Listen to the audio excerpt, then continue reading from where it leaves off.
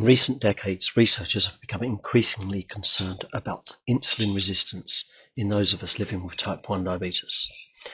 Most of us with type 1 diabetes have at some point been encouraged to reduce our carbohydrate intake, and this means that as we reduce the amount of energy we get from carbohydrates, we're forced to increase the amount of fat that we eat.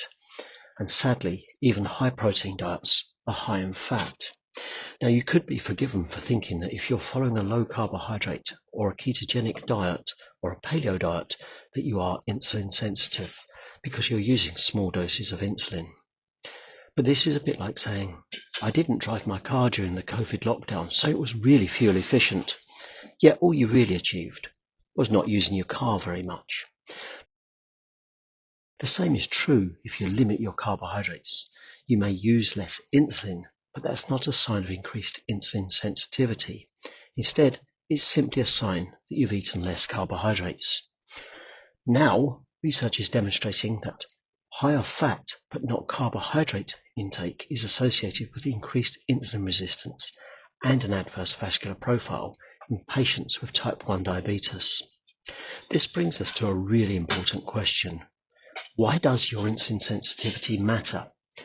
The traditional model of diabetes management dates back to about 1993, and it describes HbA1c, your blood pressure, and your lipid levels or your cholesterol as the most important markers to indicate your risk of developing the complications of diabetes.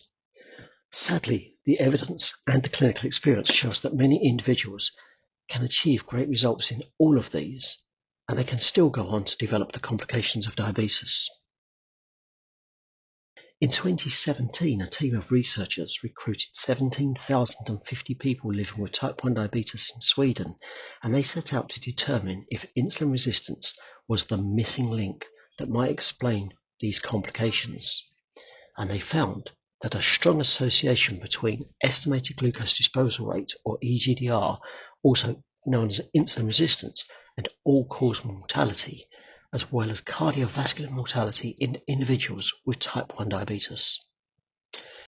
In other words, as insulin resistance increases, so does the risk of heart attack, stroke, and death by any cause. Okay, but what if your HbA1c is great? Does your insulin sensitivity matter then? Well, in 2021, a team of researchers in the UK put this question to the test. And they found that diabetes complications are not only related to glucose control. Insulin resistance, as assessed by estimated glucose disposal rate, EGDR, is strongly associated with both microvascular, meaning retinopathy, and macrovascular complications, regardless of HbA1c levels. But we've all heard all of the fear messages for far too long about our diabetes, haven't we? And let's be honest, that's not going to motivate me. And it's probably not going to motivate you either, is it? Hi, my name's Paul Coker, and I've been living with type 1 diabetes since 1977, and I'm fascinated by insulin sensitivity. In fact, I'm fascinated so much that I went back to medical school, where I earned a master's degree in diabetes practice in researching this very topic. In my personal experience, and based upon my research, when we become more sensitive to insulin, then our insulin becomes more reliable, more predictable, more of the time, and that reduces diabetes distress and improves quality of life. So my conclusion from the research that I've presented here is that reducing your carbohydrate intake means that you will eat more dietary fat, and that will increase your insulin resistance.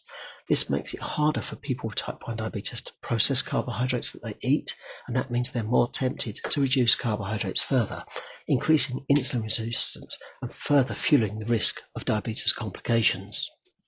In the next videos, I'm going to look at how dietary fat increases insulin resistance and why not all carbohydrates are equal in terms of your insulin needs and your blood glucose levels. For more information, visit transformyourdiabetes.com.